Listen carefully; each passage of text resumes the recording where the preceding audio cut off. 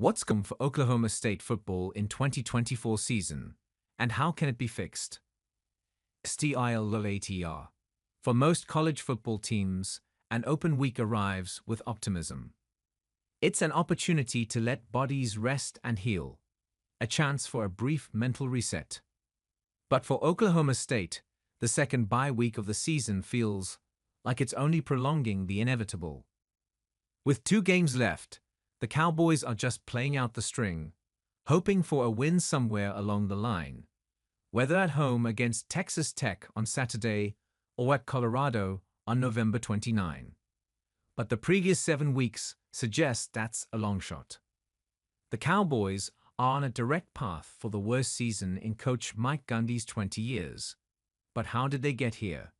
And how do they get out of this situation? The answers to the latter won't be found in the final 2 weeks of the season, but let's take a long-term look at where the Cowboys go from here. It feels like so long ago, and plenty of other problems have arisen since, but this is where it all started. Despite having likely the oldest starting offensive line in college football history, averaging roughly 23.5 years old, and the reigning Doak Walker Award winner in Ollie Gordon, the Cowboys couldn't find a way to consistently produce on the ground. Even before injuries hit the defense, more on that later, the key early struggle was in containing the run game. South Dakota State had success, but didn't really push the envelope. Arkansas churned out 232 yards on a day when its offense went over 600. The run defense has only gone further downhill since then, to the point that OSU ranks 132nd out of 134 Division I programs in rush defense, 240.8 yards per game. When the run game had its early struggles, Bauman, the 7th-year senior quarterback, looked like the answer. In the first 3 games, he showed an ability to take advantage of one-on-one matchups on the outside to keep the offense moving. He averaged 322.3 passing yards through the first 3 games. But once Big 12 play arrived, with Utah and Kansas State, Bauman's season went south. Passes were erratic and interceptions increased. He still turned in some strong performances along the way, but not enough to make the Cowboy offense a consistent threat. To some, blaming injuries for ineptitude sounds like an excuse, and often it is. But it's not that simple with the OSU defense. Colin Oliver and Nick Martin were preseason All-Americans. Beyond that, they were the focal points of the defensive scheme OSU devised last spring. And defensive coordinator Brian Nardo didn't have plug-and-play options to fill the void of his 2 best defenders. Instead, he had to adjust his defensive scheme to match his available players, which meant almost exclusively 4 down fronts, rather than the 3-3-5 he was brought in to implement. Beyond Oliver and Martin, Trey Rucker has been limited by injuries. Cameron Epps is out for the year, and others have missed significant time. This also links back to the injuries for Oliver, Martin, and Rucker, the defense's top playmakers. But the tackling issues don't solely fall on their backups. This has been a team-wide problem. According to Pro Football Focus Analytics, the Cowboys are averaging 15.1 missed tackles per game. So even when the defense seemed to get settled in its schemes to stop the run, players couldn't finish plays at the point of attack. Does this mean fire everybody? No. It doesn't even have to mean firing several assistants. Gundy hates firing people. But after a year like this, changes of some kind have to happen.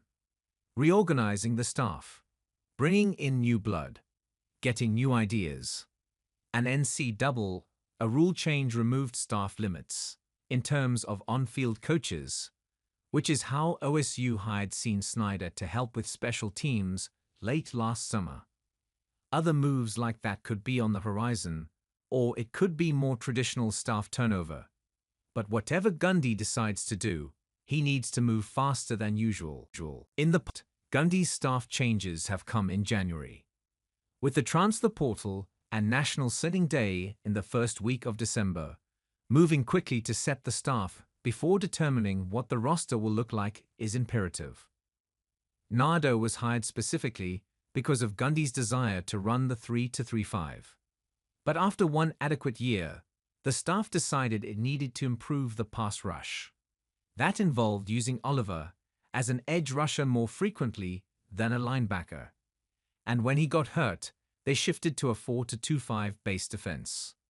After playing just 2 games this year, Oliver could stick around as a redshirt senior or depart for the NFL.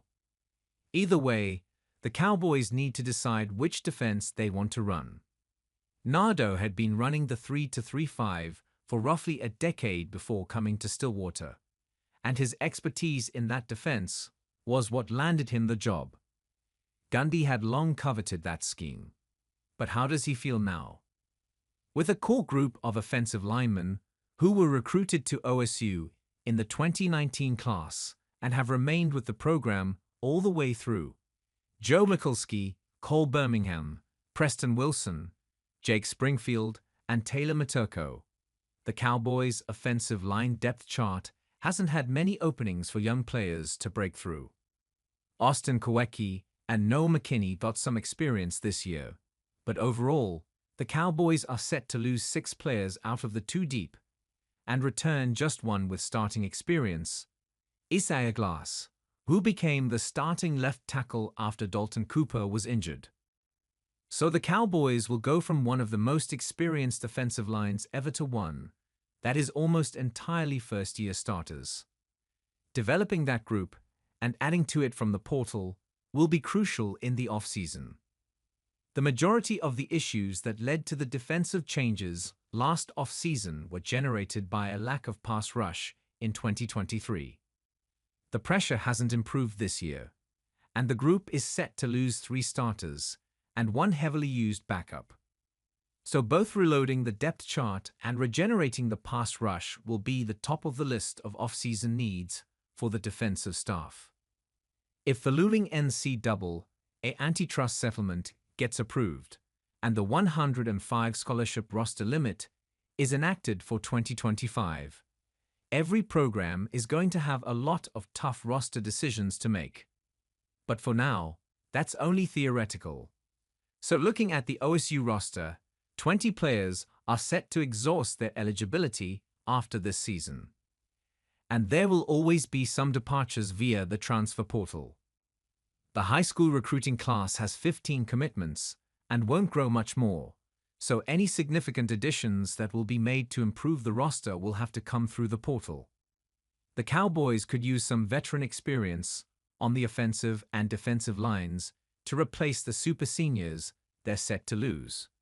Other additions will likely be dictated by who decides to leave the program when the portal opens December 2.